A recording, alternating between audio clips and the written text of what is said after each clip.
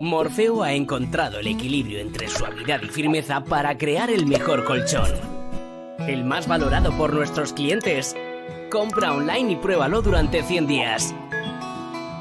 ¿A qué esperas? Hazte ya con él y empieza a soñar. Entra en colchonmorfeo.com. Redcast, los mejores podcasts del mundo digital. Bienvenidos al podcast de Innocabi con Alfonso Prim. Aprenderemos, compartiremos vivencias sobre marketing online, emprendimiento, negocios, posicionamiento online y lanzamiento de proyectos empresariales, siempre contados desde la experiencia. Y antes de pasar al contenido principal de hoy, un mensaje del patrocinador de este episodio, que es Semrush, la herramienta de SEO y marketing online que empleo en todos mis proyectos y en los de mis clientes. Una auténtica navaja suiza que te permitirá mejorar el posicionamiento orgánico de tu web. Y además, en las notas del programa encontrarás un link que te llevará a una prueba gratuita de 14 días. innocabi.com/prueba 14 días. Y espero que disfrutes de la herramienta si te decides a probarla y, por supuesto, del contenido que viene a continuación. Así que me despido y te dejo ya con la entrevista de hoy. Un saludo.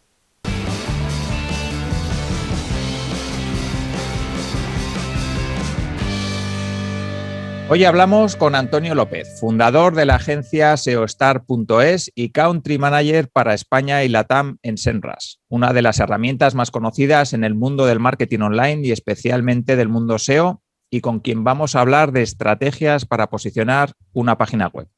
Y más concretamente vamos a ver cómo hacer un buen estudio de palabras clave que nos ayude a aparecer lo más arriba posible en los resultados de búsqueda de Google o de cualquier otro buscador. Además, Antonio es el creador del blog del SEO y del podcast del mismo nombre. Así que de emprendimiento, de marketing online, de Semrush y, por supuesto, de SEO, hablaremos en la entrevista de hoy. Y saludo ya a mi invitado. Hola, Antonio, y muchísimas gracias por estar aquí. Hola, Alfonso. Un placer estar aquí con todos vosotros. Un placer. Muchísimas gracias por la invitación y bueno, yo estoy encantado de estar aquí contigo. Muy bien, pues si te parece, cuéntanos un poquito quién eres, cómo has llegado al mundo del SEO, cómo has llegado a estar sentado ahí al otro lado del micrófono y del vídeo para los que nos ven en YouTube. Pues mira, nosotros estamos, yo comencé, yo soy ingeniero de telecomunicaciones de formación y estuve trabajando como ingeniero de telecomunicaciones y paralelamente en 2003 comencé con un proyecto propio que era fue el primer diario digital de Murcia, Interdeportes, que además teníamos colaboradores en toda España. Uno de ellos estaba ahí en Tajonar, en Navarra, llevando Osasuna y demás. Y hoy día el chaval está como periodista, creo, en el Diario de Navarra. O sea que la verdad que guardo muy buenos recuerdos de aquel momento. Eso fue un poquito más tarde. Al principio, pues necesitábamos posicionar el proyecto y la verdad que fue bastante bien. Hacías cositas y veías como muy rápido Google empezaba a posicionar tu proyecto, ¿no? No sabíamos ni que estábamos haciendo SEO, ¿no? O no sabía ni que estaba haciendo SEO porque lo estaba haciendo yo solo, paralelamente a mi trabajo de ingeniero, ¿no? Y bueno, digamos que el mosquito ese del marketing o el bicho del marketing me picó bastante fuerte. Empecé a autoformarme, a formarme y demás y pronto pues, comencé a trabajar en empresas técnicas como llevando departamentos de marketing y bueno, pues finalmente estuve en 2 empresas como responsable de marketing llevando equipos de trabajo bastante grandes, uno en una multinacional como responsable aquí en España, hasta que bueno, acabó un poco esa época con esta empresa que decía, por un ERE que hizo y nos dejó a mogollón de gente en la calle y todo esto, y me empujaron, digamos, a emprender, ¿no? A emprender algo porque, claro, era o estar en el paro o hacer algo, ¿no? Con mi vida. Y la verdad que fue una de las mejores decisiones que pude tomar, el empezar a emprender un proyecto propio, primero como freelance, luego como agencia, un añito más tarde, con lo cual la verdad que muy contentos. Y hasta hoy, siempre durante todo este tiempo, desde 2003, el SEO ha cambiado muchísimo y nos obliga a estar continuamente, innovando, experimentando, formándonos de todo lo que a Google se le ocurre sacar cuando le da la gana, pues eso, pues es lo que hay, es lo que toca, ¿no? Y hasta ahora. Y con Semrush, pues la verdad que Yo conocí a Senras en 2014, 2015, cuando, bueno, conocí a través de Fernando Angulo, del que hoy es mi compañero Fernando Angulo, y la verdad que fue como yo con Senras fue como un amor a primera vista, ¿no? Desde entonces yo colaboraba muy a menudo con Senras hasta que, bueno, incluso dando conferencias en nombre de ellos y todo esto en algunos sitios, y llega el momento en el que en 2019, antes de la pandemia, hacemos un serial con Antonio de 6 episodios, de 6 mesas redondas, que la verdad que funcionó genial, ¿no? Y bueno, después de esto, los dos, tanto Senras como yo, sentíamos que necesitábamos algo más, ¿no? Que se quedaba corto, ¿no? Y la verdad, bueno, me lo propusieron a principio de finales de año, de 2019, y bueno, cuando Senras llama a tu puerta es difícil decir que no, ¿no? Con lo cual, pues desde febrero acepté la oferta y comencé en febrero, di mi primera ponencia en Valladolid y luego ya nos encerraron y ya todo ha sido online, o sea que, que imagínate, ¿no? Casi toda la experiencia que yo tengo con Senras, pese a alguna clase que he ido a Madrid y físicamente, casi todo es online. Pero la verdad que estamos muy contentos. Estamos desarrollando un trabajo bastante importante dentro del departamento de branding en Senras en España, con mis compañeros, y la verdad que estoy encantado de estar en una empresa como Senras. Sí, porque además, eso, cuéntanos un poquito cómo es la empresa. Senras es internacional, Senras es una herramienta, digo, para las personas, quizá nos está escuchando alguien que no conoce la herramienta. Cuéntanos un poquito qué es y qué hace y en qué países estáis. Bueno, Senras es una plataforma SaaS de marketing de contenidos y en la que, bueno, pues te puede ayudar a obtener datos fiables y reales, ¿no? De cualquier tipo de negocio, y además da igual en la industria que estés, que Senras te va a poder ayudar, ¿no? Estamos en mogollón de países, tenemos agencia, bueno, la sede central está en Boston, en Estados Unidos, aunque, bueno, y tenemos también agencia en San Petersburgo, tenemos agencia en Praga, tenemos agencia en otras ciudades de Estados Unidos.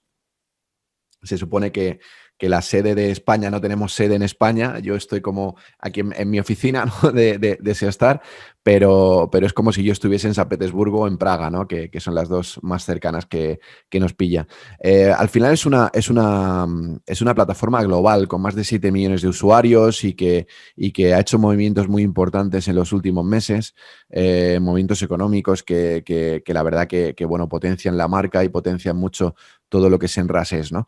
Y la verdad que, bueno, cada vez notamos más el cariño de la gente también, mostramos mucho cuidado con el feedback que obtenemos de los usuarios, porque al final el producto lo hacemos en base a los usuarios y estamos encantados de tener usuarios que nos aportan feedback para mejorar, ¿no? Y la verdad que en los últimos años el departamento de producto ha elaborado o está elaborando un producto que es genial. Senras ha cambiado de 2020, finales de 2019, principios de 2020 hasta ahora ha cambiado muchísimo con respecto a lo que anteriormente era Senras, ¿no? Y bueno, es una plataforma al final que da igual lo que quieras hacer en el marketing, cualquier tarea del marketing, que vas a poder hacerlo en Senras, desde un estudio de palabras clave, un estudio de la competencia, desde un traqueo de redes sociales, un posteo de redes sociales, desde una visualización de campañas de publicidad o incluso el poder probar campañas de publicidad de AdWords o lo que sea, ¿no? O sea, la idea es incluso te va a aportar Senras ideas para tú poder mejorar esos proyectos. No es una herramienta solo analítica, sino que también vas a poder ejecutar campañas dentro de Senras y poder tomar parte de forma activa dentro de un proyecto importante. Vale, pues muy, muy interesante. Sí que luego hablaremos un poquito más de la herramienta y de cómo nos ayuda a hacer ese estudio de palabras clave, que para cualquier proyecto online es fundamental si queremos estar bien posicionados en los buscadores, ¿no? No sé de nadie que no quiera estar bien posicionado. Entonces yo creo que va a ser un episodio bien chulo porque nos vas a dar unas cuantas claves interesantes. Genial. Pero sí me gustaría retomar un poco la parte tuya de emprendimiento, de cómo te lanzas a emprender, y porque has comentado que primero empezaste como freelance, luego pasaste a agencia. Sí que quiero que nos cuentes un poquito esa transición y cómo es ese ¿O qué diferencias hay entre trabajar como freelance y luego ya trabajar como agencia? Al principio, cuando tú estás como, bueno, pues en mi caso fue por obligación, porque me empujaron, digamos, a emprender. Yo esto lo llevaba pensando hacía mucho tiempo, de emprender un proyecto en solitario, etcétera, etcétera, pero sí que es cierto que la situación de la empresa donde yo estaba, pues cambió de la noche a la mañana y como que me empujaron, ¿no? a tomar esa decisión. Y la verdad que fue genial. Al principio como freelance, pues yo como freelance trabajaba para otras empresas, ¿no? O para otros clientes. Cogía clientes de forma individual o incluso trabajaba para otros clientes de forma aportando trabajo para otras agencias de marketing incluso que necesitaban un SEO y algo así, ¿no? Llega el momento en 2015 en el cual, 2014, perdón, en el cual yo ya necesito, o sea, ya dejamos de trabajar para otras empresas, para otras agencias de marketing y en las que nosotros pues ya tenemos colaboradores, tenemos gente trabajando bueno, al final necesitábamos, no era lo mismo trabajar como Antonio López del blog del SEO, ¿no? Que trabajar como SEO Star, como una agencia ya con una serie de pautas, de metodologías, una serie que ya las teníamos anteriormente, pero las empezamos a pulir y cuando ya cuentas con más gente, no solo con una persona trabajando para otras empresas, pues evidentemente sí que es interesante. La diferencia entre freelance y agencia es que normalmente el freelance suele trabajar para clientes y para otras empresas, para otras agencias, y la agencia pues solo trabaja para clientes habitualmente, ¿no? Bueno, clientes me refiero, aunque sean empresas, pero no hay más subcontratas, sino que directamente le trabajan al cliente final. Vale, y ahora que eres country manager de SEMrush, ¿qué haces? Porque eso suena muy bien. Ostras, pues yo ni lo sé, ¿eh? O sea, ya me han preguntado varias veces, oye, ¿y qué hace un country manager? Digo, pues no tengo ni pajolera idea. Porque pero en LinkedIn final, queda muy bien el título sí, y tal. Sí. No, bueno, y hay muchos, ¿eh? Y te encuentras el country manager de Facebook y el country manager de Google y el country manager de un montón de sitios, ¿no? A ver, al final es una representación de la marca en el lugar, ¿no? Es el country manager es digamos, el máximo, el representante de esa marca en el sitio. Es más, yo pertenezco como country manager al departamento de branding de la empresa, con lo cual todo lo que es el branding, toda la imagen de la empresa pasa por nosotros. Trabajos que hacemos, pues ayudamos a las escuelas de negocios a que los alumnos estén más cerca de la herramienta como SEMrush y a ayudarles con masterclass y clases de SEMrush, ¿no? Doy conferencias en nombre de SEMrush, apoyamos en eventos, algunos eventos con difusión y demás. Y sí que es cierto que nos mostramos muy cerca también de personas, de influencer y gente que siempre ha estado al lado de SEMrush y que en un momento dado, pues evidentemente pues le echamos una mano, nos echan una mano a nosotros también. Es como un acuerdo mutuo a nivel de feedback y a nivel para siempre mejorar la herramienta, ¿no? Pero digamos, si tenemos que resumirlo, sería una representación, una marca, o sea, la imagen de la marca en España, ¿no? Aunque luego sí que es cierto que dentro de lo que es la marca SEMrush hay mogollón de departamentos y cada departamento tiene autonomía propia, pero digamos que la representación de la marca en este caso sería yo la cara de SEMrush en España. Vale. Hay un punto que me parece interesante porque eso, cuando ya hablamos de una herramienta tan grande o de un software tan grande y tan utilizado en el mundo, sí que me gustaría saber cómo evoluciona, porque nos dices que has comentado que recibís feedback de los usuarios. ¿Cómo se implementan las nuevas funcionalidades? ¿Cómo es ese trabajo de recogida de toda esa información que os pueden dar los usuarios?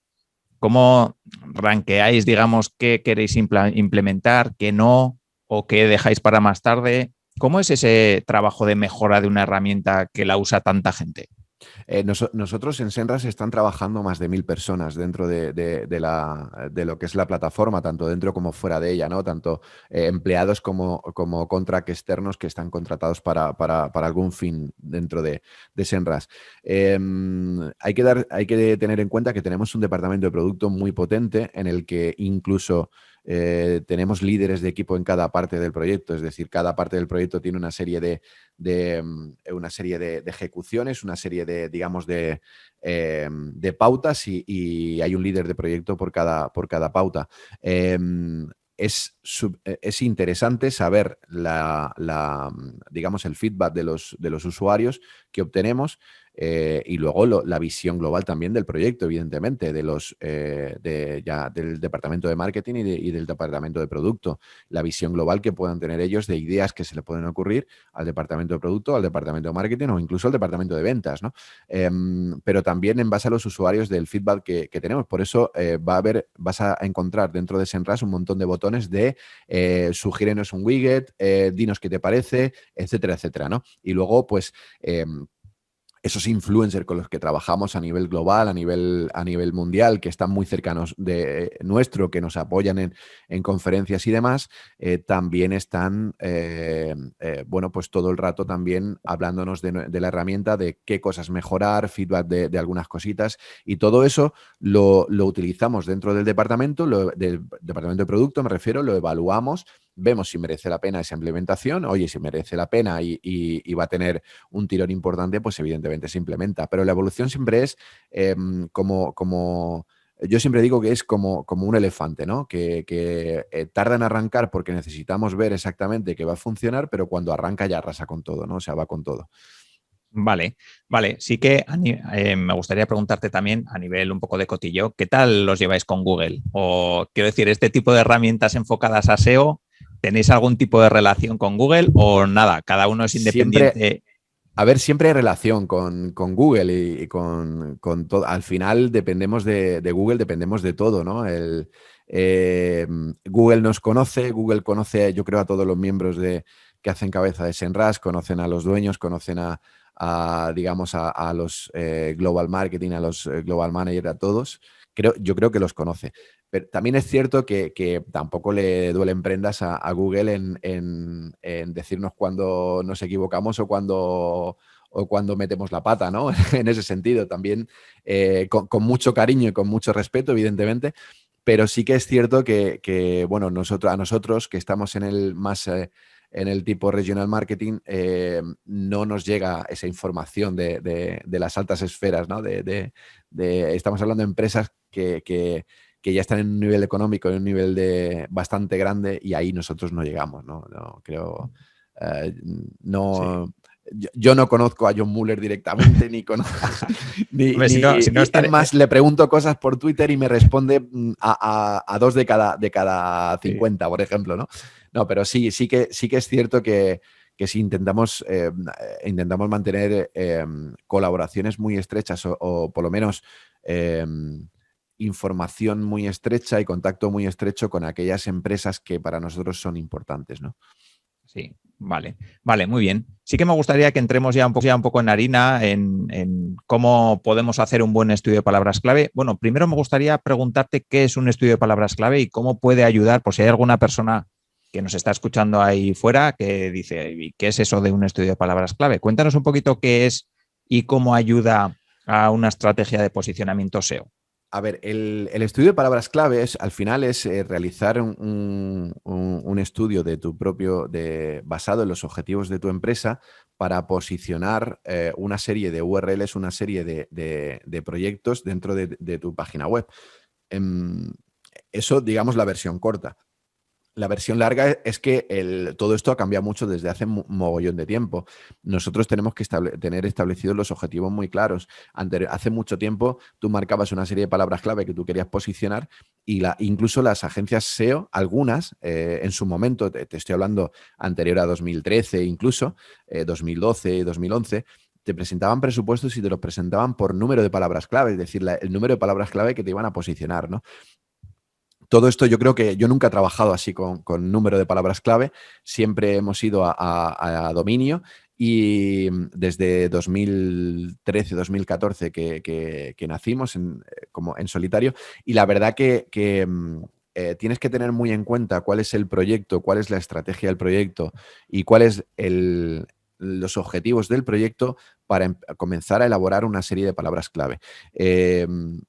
para elaborar ese estudio de palabras clave. Al final, el estudio de palabras clave es una guía en la que tú te tienes que basar para empezar a posicionar, para ver realmente cuáles son aquellas palabras que son importantes para la empresa, para posicionar en Internet y que te puedan traer tráfico. ¿De acuerdo? Para eso tenemos que tener en cuenta mogollón de cosas. Por ejemplo, lo que hemos dicho de los objetivos. Tenemos que tener en cuenta la estrategia de la empresa, rentabilidad, intereses. Tenemos que tener en cuenta un montón de cosas, tanto de marketing como de no marketing, ¿vale? Incluso económicas, ¿no?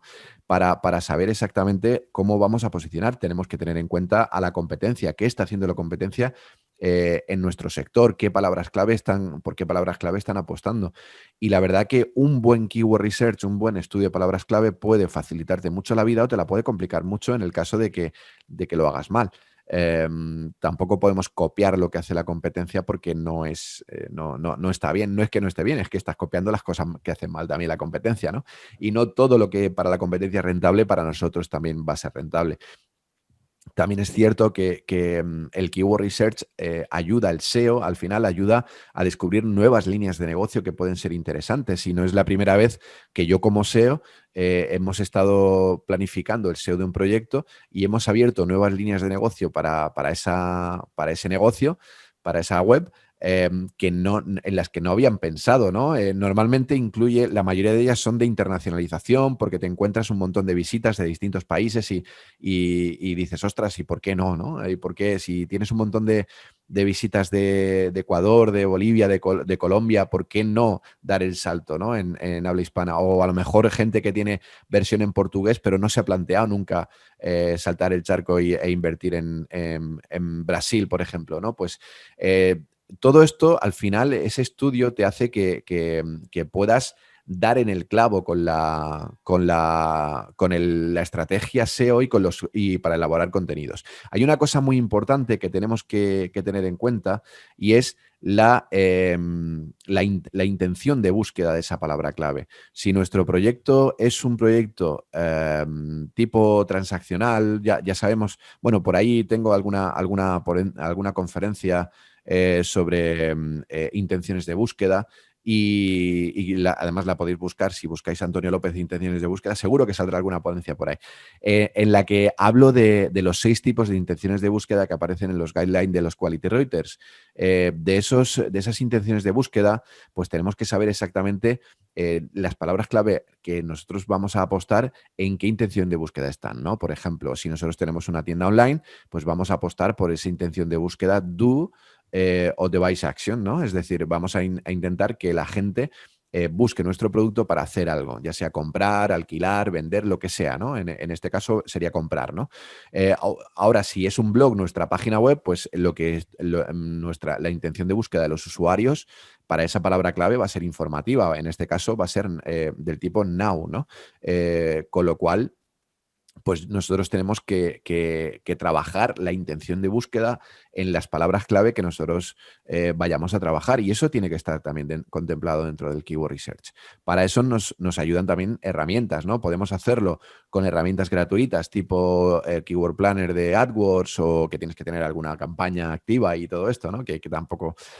o directamente con lo que te da Google, con las palabras clave que te muestra Google, que te sugiere Google, que es bastante lícito también hacerlo. Es decir, tú pones en el buscador, pues no sé, bicicleta y ya te está autocompletando un montón, te está sugiriendo un montón de palabras clave, o si no, al final, ¿no? O el típico People Also Ask, otras preguntas de los usuarios que te recomienda también el SER de Google, ¿no? Si queremos algo un poco más profesional, queremos hacerlo algo más al detalle y para obtener un número mayor de palabras clave con volúmenes de búsqueda, con información real de esas palabras clave y que puedan ser fiables, pues tenemos herramientas como SEMrush, ¿no? Donde tú pones la palabra clave y te va a decir tanto el keyword difficulty, es decir, la dificultad que tiene esa palabra clave para posicionarse, como el nivel de competencia, perdón, el CPC o el volumen de búsqueda que tiene esa palabra clave, ¿no? Y voy un poco más allá. Ya una vez que tú estás en esa herramienta, en la herramienta de SEMrush, pues puedes realizar un mogollón de cosas para hacer ese keyword research, ¿no? Obtener un montón de ideas, tanto semánticas como ideas directas o qué está haciendo la competencia.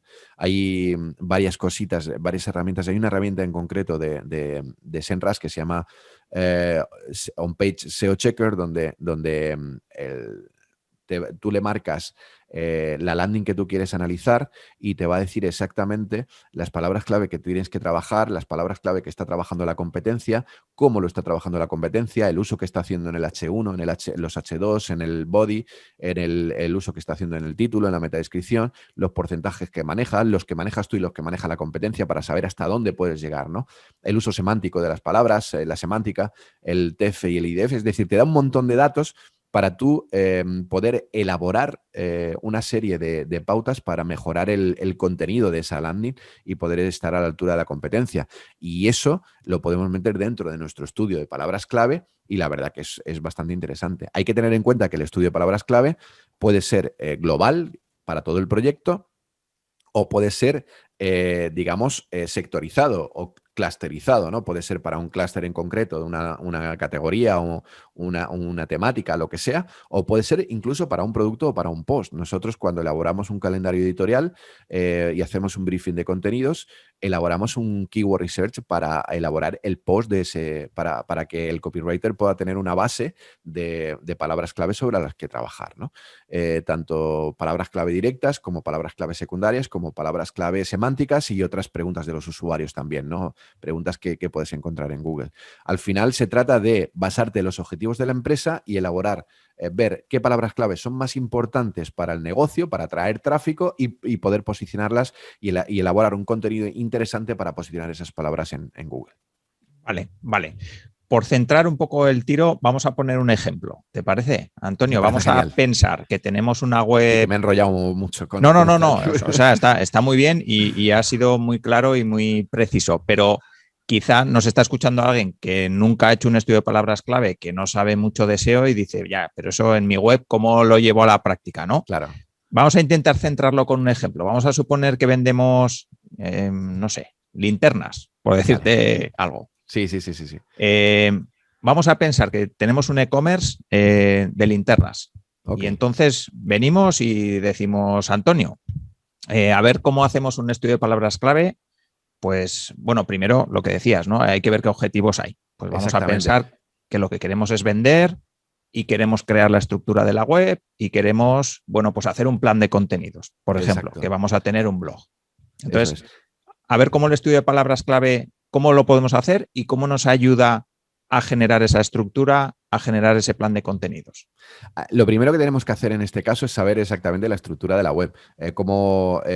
Si ya está definida la estructura de la web, pues la estudiamos. Si no está definida, pues vemos exactamente cuáles son los objetivos de la empresa a la hora de vender o cuáles son los productos que tiene para vender y establecemos una estrategia, una estructura de lo más lógica que sea. Pues no sé, imagínate linternas. Yo esto es la primera vez que me lo plantean, pero no conozco ninguna empresa de que solo venda linternas, ¿no? Pero puede ser linternas de LED, linternas analógicas, linternas de no sé cuántos vatios, o sea, yo qué sé, lo que sea, ¿no? O sea, de tantos lúmenes, de menos lúmenes, profesionales, de mano, de lo que sea, ¿no? Y habrá mogollón de clúster donde lo suyo es primero realizar un estudio de palabras clave de forma global y ver cuáles son las palabras clave más interesantes para el proyecto en global, a modo linternas, y luego ver exactamente para cada familia de productos cuáles son las palabras clave más interesantes para esa familia de productos. Para cada uno tenemos que establecer cuál es la competencia que tenemos en cada uno, ver los objetivos que tenemos y los productos que tenemos en cada uno y qué hay en Google para cuando busco una palabra clave principal de esa familia de productos. Una vez que tengo todo esto, puedo extraer de todo eso, puedo extraer palabras clave que a mí me van a ayudar a elaborar el contenido. La palabra clave principal la pondré normalmente en el título y en el H1, otras palabras clave secundarias lo vamos a poner en H2, vamos a utilizar una metadescripción importante para que sea transaccional y que ayude o que sugiera la entrada para la compra, etcétera, etcétera, ¿no? Es decir, todo este keyword research lo vamos a elaborar en base a los objetivos y al tipo de producto y a la competencia, evidentemente, ver cómo lo hace la competencia. Para ello, pues muy fácil, imagínate que vamos a coger global. Pues primero, saber exactamente a qué vamos a destinar cada URL. Por ejemplo, la URL principal la vamos a destinar a la palabra linternas, así, tal cual, ¿no? Linternas profesionales, por ejemplo, ¿vale? O linternas, simplemente. Vale, pues va a ser una palabra clave, una home bastante difícil de posicionar porque a lo mejor linternas es muy genérico y va a ser complicado, pero vamos a trabajar la palabra clave linternas, ¿no? En ese caso lo primero que hacemos es buscar en Google linternas y ver exactamente qué estamos obteniendo, quién aparece aquí en linternas, quién es la competencia, quién está posicionado para palabra clave linternas, qué contenido tiene, el número de palabras el número de palabras que tiene, el número de palabras clave que tiene. Hay una herramienta que se llama SEOquake, que es una extensión de Google, que también, bueno, es parte de SEMrush, donde puedes ver exactamente un diagnóstico de un competidor en concreto y te puede sacar incluso la densidad de las palabras clave, que yo no utilizo la densidad para nada, pero te puede sacar repetición, es decir, el número de veces que se repite alguna palabra clave, que eso no te va a servir para mucho, pero te sirve para identificar algunas palabras clave que luego puedes utilizar tú o no, ¿no? Una vez que hemos definido, hemos visto lo que nos dice Google, si tenemos acceso a una herramienta como SEMrush, pues lo suyo es meter esa palabra clave y ver los competidores y estudiar a cada uno de los competidores y ver exactamente cómo son las palabras clave que están utilizando y ver cómo puedo estudiar o meter en estudio o poner en estudio algunas palabras clave que para nosotros van a ser interesantes. Una vez que nosotros hemos seleccionado ya esas palabras clave, que las vamos a seleccionar por volumen de búsqueda, keyword difficulty, por un montón de datos, entonces nosotros tenemos que empezar a elaborar el contenido, ¿no? Tenemos que empezar a crear un briefing. Ese briefing de contenidos está basado en esas palabras clave, pero en el que nosotros tenemos que tener claro cuál es el título que vamos a poner, dónde va a estar la palabra clave principal. Vamos a poner el keyword, el H1 donde va a estar la palabra clave principal, normalmente acompañado de una palabra clave secundaria quizá, ¿no? que pueda ser interesante también. Y todas las palabras clave que van a ser interesantes para elaborar el contenido del body. Luego está un poco esa relación que hay entre el diseñador y el SEO, ¿no? A la hora de que se pongan de acuerdo. Sí, que no es fácil, no suele ser fácil. Para que no esté todo el contenido al final, que muchas veces llega el diseñador y le dice, bueno, pues tu parte está aquí abajo, ¿no? El poner, porque si no destrozas todo el proyecto, ¿no? Lo suyo es que todo el contenido esté integrado dentro de lo que es el proyecto y el diseñador gráfico lo entienda y lo sepa y sepa que, ostras, pues es que a todo el mundo nos gustaría hacer una web donde no haya contenido y solo sea visual y que cliques y punto y ya está, pero es que eso no se posiciona, ¿vale? Con lo cual, o no veas los problemas que tiene Zara para posicionar algunas cosas así cuando solo hay imágenes, ¿no? Bueno, Zara o Mango o muchas empresas así. ¿Qué sucede? Pues que ese contenido, lo suyo, insisto, es tener una buena relación con el diseñador gráfico para que ese contenido esté integrado dentro de lo que es la estructura de la home, ¿no? Y no esté todo al final o todo suelto o desperdigado por ahí, todo esto. Yo creo que al final el SEO es el que, en base al Keyword Research, es el que tiene que preparar un poco la estructura de esa web junto con el diseñador gráfico. El diseñador gráfico tiene que responder a los problemas que puedan suscitar desde el punto de vista de diseño. Y este es uno de ellos, ¿no? Con lo cual, ostras, es que, insisto, es muy fácil hacer una web toda muy visual, pero lo difícil es integrar contenido con diseño y que quede bien, ¿no?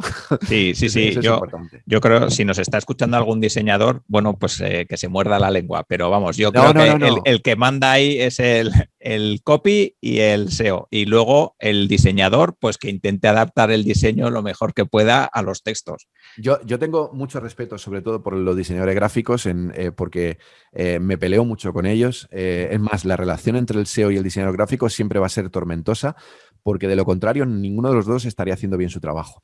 Con lo cual, al final siempre luego nos vamos a tomar las cervezas y nos vamos de cañas o lo que sea porque terminamos tan amigos. Pero los dos tenemos que ser súper profesionales y defender nuestra parte. Eso es fundamental.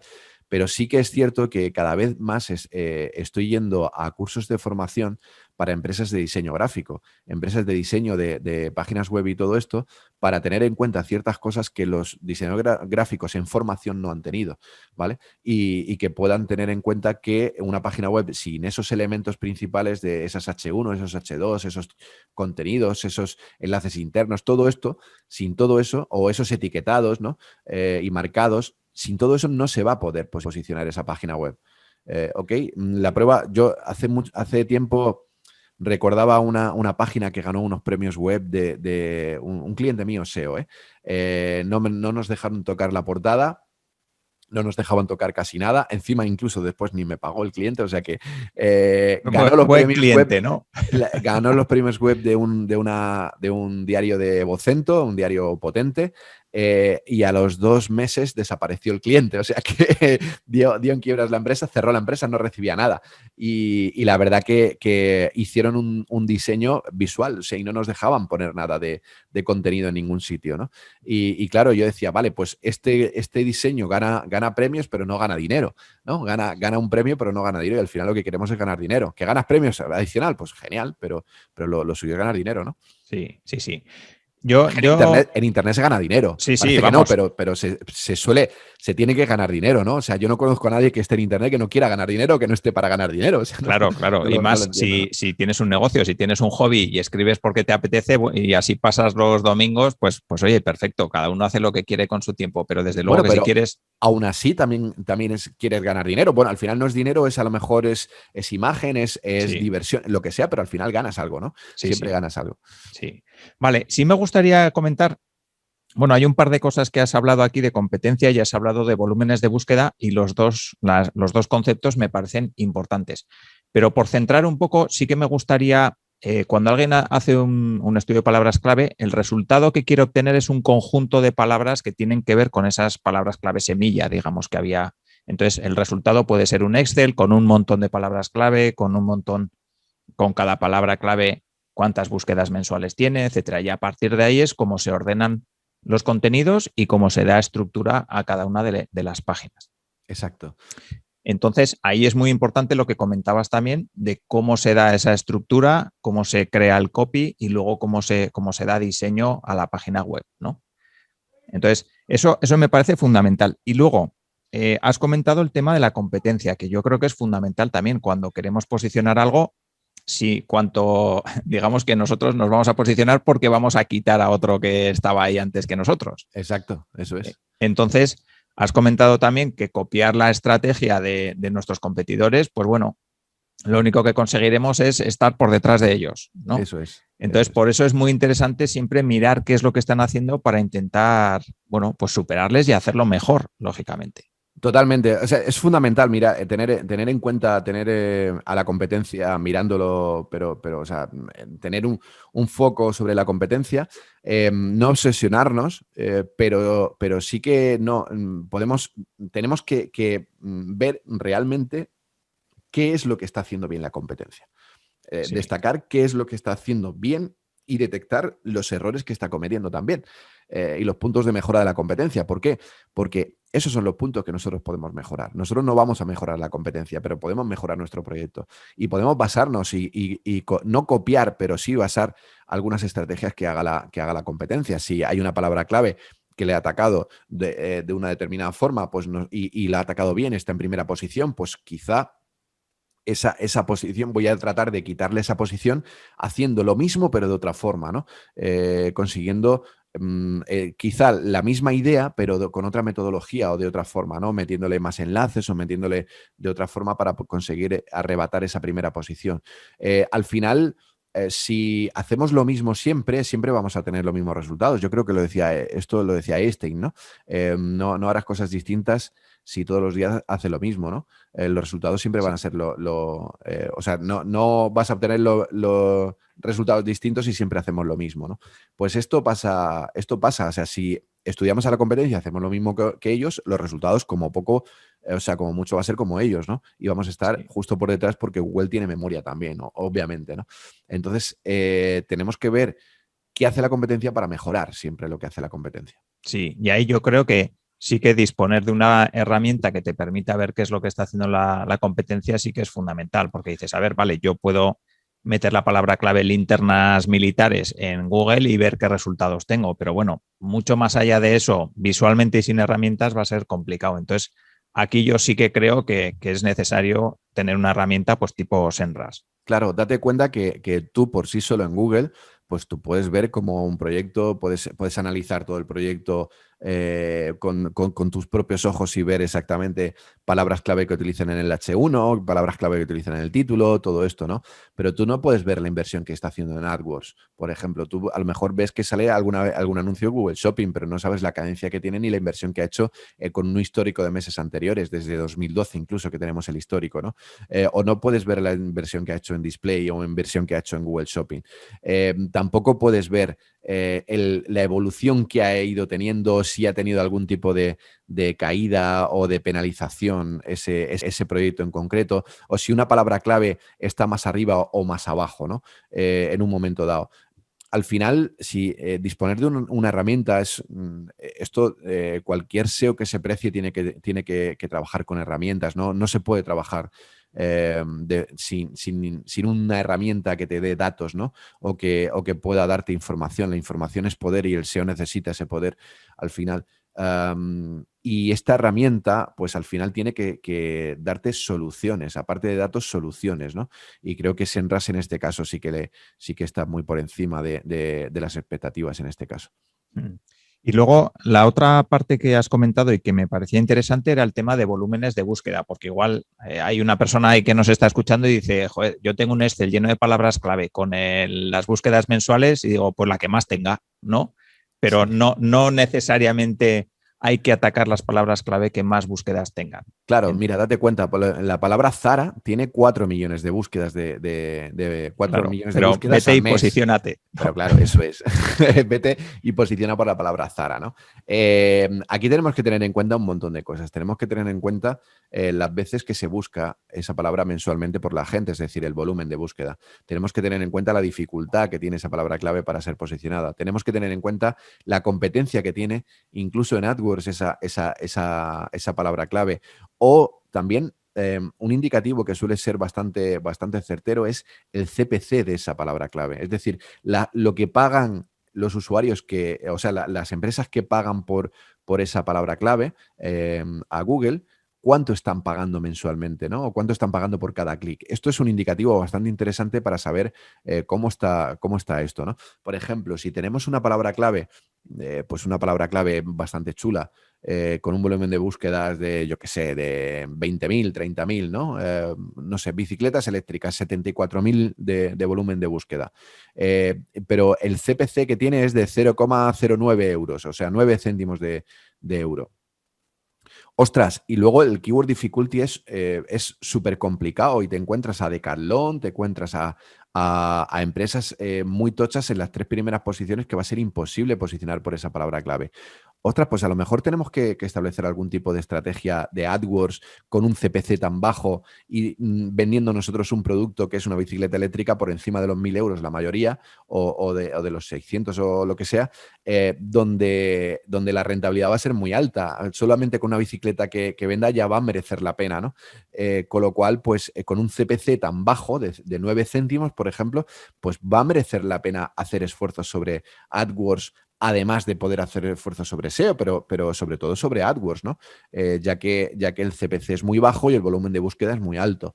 Luego nos encontramos el caso contrario, en el caso en el que el volumen de búsqueda es un volumen de búsqueda medio, tiene un CPC muy alto, casi privativo, y además nuestro producto es un producto pequeño de pocos euros y que tenemos que vender mucho, el volumen del carrito por cada compra tiene que ser muy grande para que nos compense vender por AdWords, ¿no? Pues es el momento ahí de evaluar dificultades de esa palabra clave a la hora de posicionarla, perdón, y poder,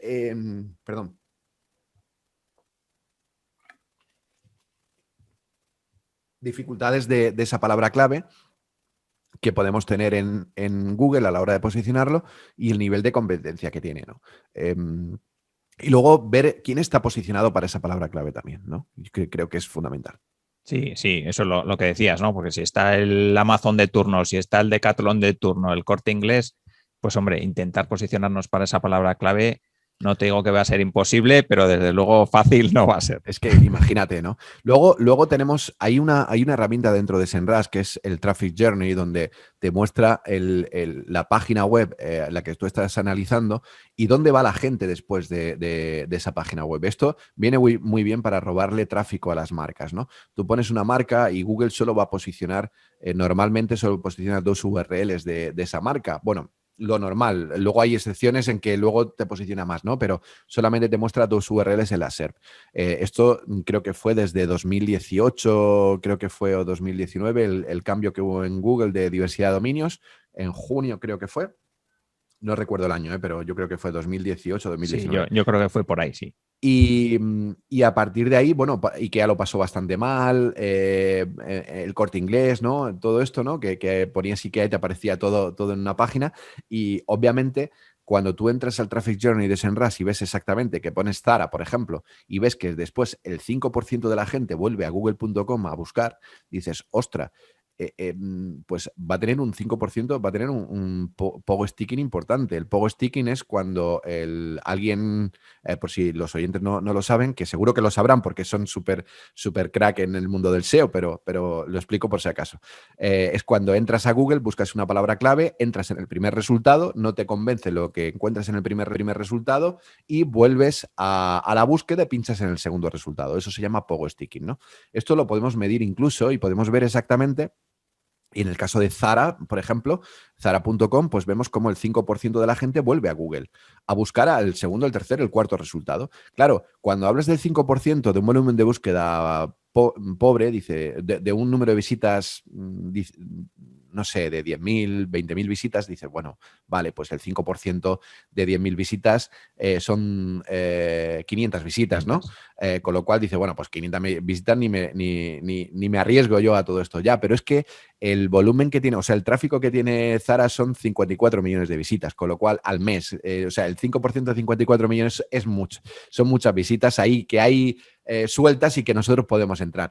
Con lo cual, estrategia para, no digo que esto se deba hacer para Zara, porque Zara es una palabra clave muy complicada, pero es un ejemplo, ¿no? ¿Cuál sería, digamos, la estrategia?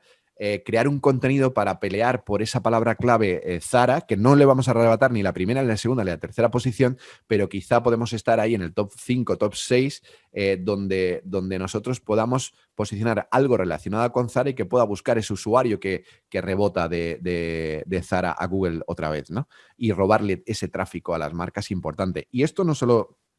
Insisto, no solo lo podemos hacer con Zara, sino que lo podemos hacer con mogollón de empresas que ya existen, ¿no? Incluso lo hacen con SEMrush también en algunos casos, ¿no? Y además pones SEMrush y ves exactamente quién está posicionado debajo de SEMrush. Y aparece José Fachín, aparece Miguel Florido, aparece Ignacio Santiago, gente, Claudio Ignacio, etcétera, etcétera, ¿no? Y ves exactamente, la idea es, dentro de SEMrush, poder ver cuáles son aquellas marcas que tienen este problema de pogo sticking y que pueden dar posibilidades, oportunidades a poder robarle ese tráfico que se pierde, ¿no? Bueno, no robarle, captar ese tráfico que se pierde. Eso es, que no se pierda por ahí y que acabe pues donde nos puede interesar a nosotros. Bueno, en el bolsillo nuestro, que acabe en el bolsillo nuestro. Sí, estaría bien. Vale, ya que hablamos de volúmenes de tráfico, de volúmenes de búsquedas, de este tipo de cosas, ¿qué métricas crees que son claves que debe tener un e-commerce? Algunas métricas fundamentales. A ver, bueno, el número de ventas es fundamental, ¿no? Yo creo que el número de ventas es fundamental, yo creo que el CTR es fundamental, es decir, el preparar nosotros el snippet para que el usuario cuando salga en Google, porque nosotros lo preparamos, el SEO al final va a conseguir que se posicione, el copy va a conseguir un contenido genial. Pero claro, lo que tú pongas en el título y lo que pongas en la metadescripción va a hacer que el usuario clique o no clique en tu resultado. Para que te hagas una idea, la metadescripción, yo siempre digo, la metadescripción y el título son oportunidades que te da el usuario para que tú le convenzas de que haga clic en el resultado. El título se utiliza más para SEO, pero la metadescripción se utiliza más para CTR, ¿no? Porque la metadescripción no posiciona por sí sola, pero sí posiciona de forma indirecta, porque hace que el CTR suba y el CTR sí que es un factor SEO importante, ¿no? Con lo cual, el CTR, la mejora del CTR, lo que nosotros pongamos en ese snippet es fundamental para que el usuario entre dentro de la página web. Para nosotros es fundamental medir el CTR de un proyecto web de palabras clave importantes o de URLs importantes dentro del proyecto. El número de ventas es importantísimo. La tasa de carrito, la tasa media de carrito, es decir, el número de productos y el número al final de euros que entran dentro de ese carrito medio de compra, ¿no? Es fundamental, sobre todo, para saber objetivos y para ver el tipo de producto y si es rentable cada compra, ¿no? Porque ahí si tenemos dos opciones, si nuestro producto es muy barato o tenemos que meter muchas compras o tenemos que meter aumentar el volumen de compra, ¿no? por cada usuario. Entonces, todo esto nos va a venir genial. Obviamente, el número de visitas es importante, pero el número de visitas no nos va a valer de nada si esas visitas todas son de una intención de búsqueda distinta a la que nosotros queremos. No me vale para nada un volumen de búsquedas informativas con intención de búsqueda informativa si no puedo convertirlas a transaccional, si no puedo, digamos, guiarlas dentro de mi página web y que terminen comprando en mi página web, ¿no? Por eso el blog normalmente se utiliza para captar ese tráfico informativo, que también es importante. Y otra métrica importante es saber cómo está funcionando el blog, y para ello podemos medir o traquear algunos enlaces internos que nosotros podemos manejar como de cómo transaccionamos esas palabras clave. Por ejemplo, imagínate, tenemos un blog donde tenemos una e-commerce pues no sé, de venta de jamón, vendemos jamón, jamoneros, cuchillos jamoneros, de todo, ¿no? Y yo, pues, tengo intención de saber cómo se corta un jamón, por ejemplo, como usuario, pues busco cómo cortar un jamón. Y ahí me aparece justo el blog, un post de esta página de cómo cortar jamón, donde me dice, me plantea una guía básica de cómo cortar jamón, lo que tengo que utilizar, y en uno de los pasos me dice que tengo que utilizar un cuchillo jamonero, una punta y una chaira, por ejemplo, lo que sea, y un guante metálico para no cortarme, etcétera, etcétera. Pues él no me va a ofrecer el jamón porque yo ya tengo jamón. Yo no busco comprar un jamón, ni tampoco quiero el jamón cortado porque lo que quiero es cortarlo yo, ¿no? Pero sí que me ofrecen el cuchillo, y si yo no tengo cuchillo y no tengo punta, no tengo chaira, pues directamente lo voy a comprar porque a lo mejor me lo van a mandar al día siguiente. Eso es cómo debemos transaccionar. Un ejemplo de transaccionar, de convertir una keyword que entra de forma informativa a transaccional, ¿no? A conseguir que finalmente compre. Esto lo tenemos que medir también dentro de nuestro e-commerce. Y evidentemente también hay algo importante, que es la recurrencia del cliente también. Si nosotros somos capaces de medir cada cuánto va el cliente a nuestra página web a comprar, pues también podemos realizar y optimizar las campañas dentro de nuestro proyecto. Pues muy, muy interesante. Sí que me gustaría, ya que hemos hablado de algunas recomendaciones, que nos cuentes algunos errores y aciertos frecuentes en el mundo del SEO o de personas que tienen una web, un e-commerce, que se suelen cometer cuando hablamos de errores, y aciertos también que se suele o que deberíamos tener, digamos. Pues mira, yo creo que el error fundamental, bueno, yo el error que me he encontrado garrafal, que además no me lo he encontrado ni una, ni dos, ni tres veces, me lo he encontrado muchísimas veces en auditorías, es coger un WordPress, por ejemplo, auditar un WordPress y encontrarte de que no está indexado. Y cuando vas al back office te encuentras de que no han quitado el clic de los motores de búsqueda, ¿no? Es bastante frecuente esto. Luego hay un error principal de contenido, de estrategia de contenido que pasa mucho en los e-commerce, y es tratar de poner mucho contenido en la portada o mucho contenido en las categorías de producto. ¿Qué sucede cuando pones mucho contenido? Que ese contenido tiende a ser informativo, ya no es transaccional. Y si no es transaccional, Google no lo va a potenciar para el tipo de búsqueda do, ¿no? Que es el tipo de búsqueda que nosotros queremos, para el que nosotros queremos posicionar, que es el que nos va a dar dinero. Porque el que busque de forma informativa no nos va a comprar, porque va a acceder a una categoría de producto donde nosotros no le vamos a contar nada, ni lo vamos a meter en el embudo, ni lo vamos a hacer nada. Simplemente entra al producto que quiere, ¿no? Por eso es importante que el contenido que pongamos en una categoría sea un contenido de acuerdo con la intención de búsqueda. En este caso sería un contenido do, un contenido transaccional, ¿no? Eso es un error bastante común que se comete. Sí. Luego otro error sería no transaccionar en el blog, es decir, tener un blog, pero tener visitas en el blog y no aprovecharlas, ¿no?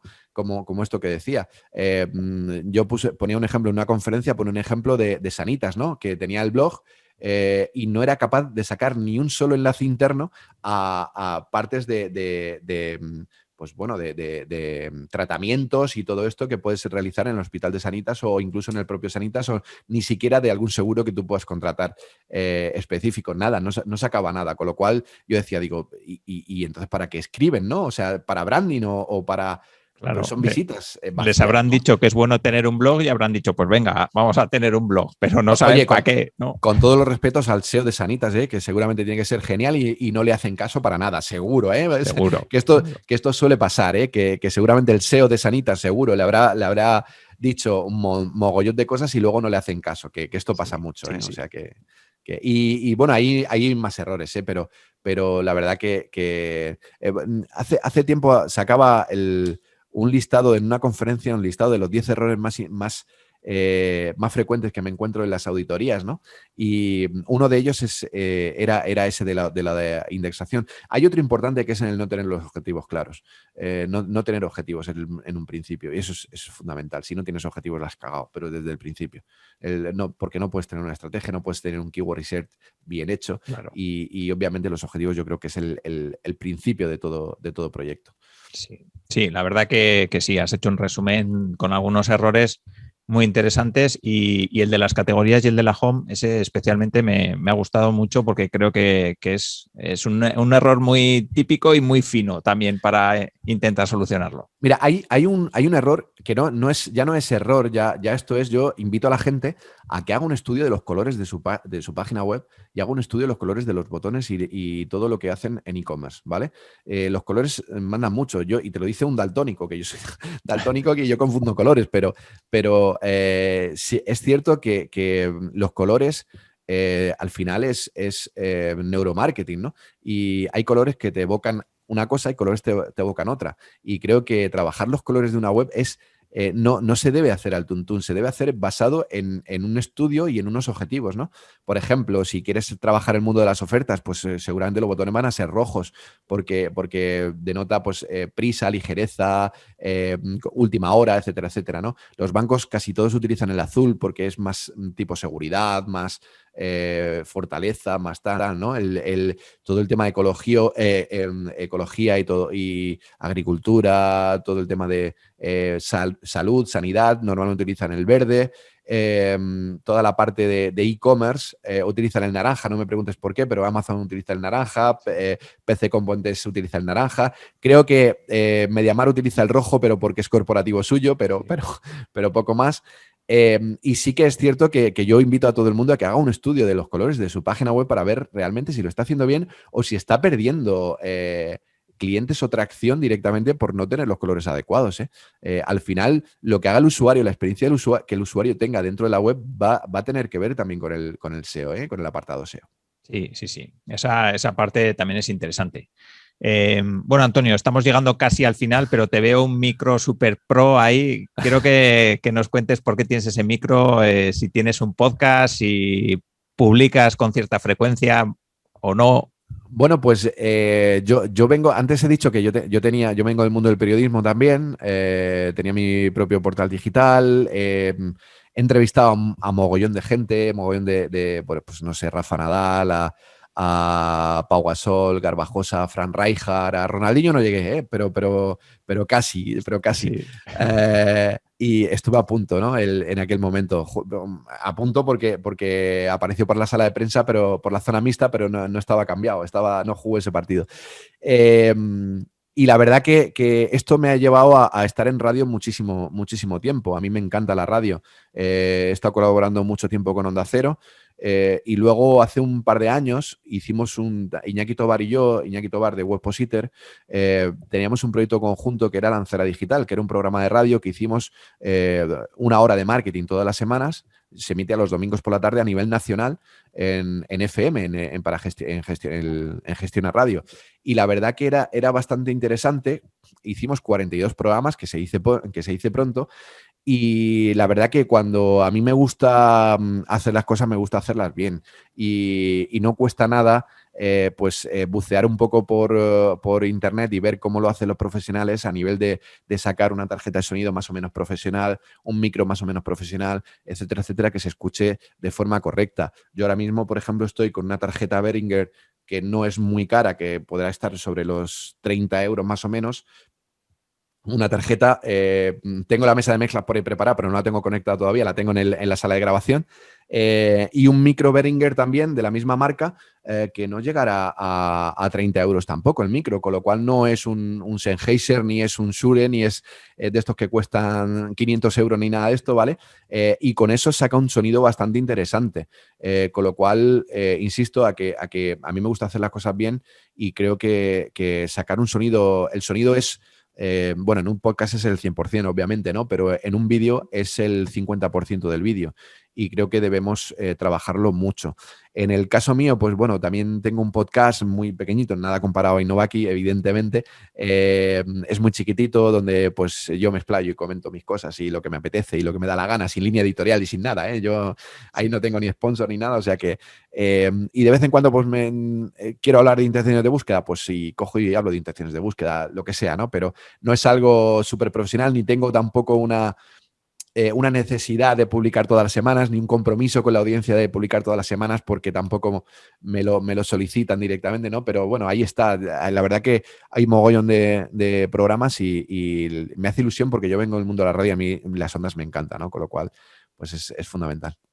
Vale, pues ya casi para terminar, sí que me gustaría que nos recomiendes algún contenido interesante, un blog, un podcast, lo que sea. Un libro, por ejemplo, el mío. Un libro. Sí, un libro, por ejemplo. Mira, lo que tengas aparece, por ahí. Este que aparece aquí detrás, este de aquí, Pensamientos Viajeros. Un podcast. Hay mogollón de podcasts. Yo sí que es cierto que yo podcast deseo. Escucho alguno, pero casi todos los podcasts que escucho son de La Rosa de los Vientos, casi todo. Sí. No, pues el que sea, no tiene por qué ser ni de SEO ni de marketing. Alguno que sea interesante. De hecho, si se sale del ámbito, pues perfecto. Pues también. mira, yo el podcast de La Rosa de los Vientos, para mí es fundamental para mí, porque yo soy un amante de la historia, un amante digamos, de la ciencia, y a mí me encanta. Y escuchaba mucho a Juan Antonio Cebrián en su momento, los pasajes de la historia, y era brutal. Hay otros podcasts que incluso son competencia de Innovaki, ¿no? Que a lo mejor están dándole bastante caña, el de Andrés Kloster, etcétera, etcétera, pero creo que bueno, no llega a ser competencia, al final es todo. Sí, el de Andrés está más centrado en SEO.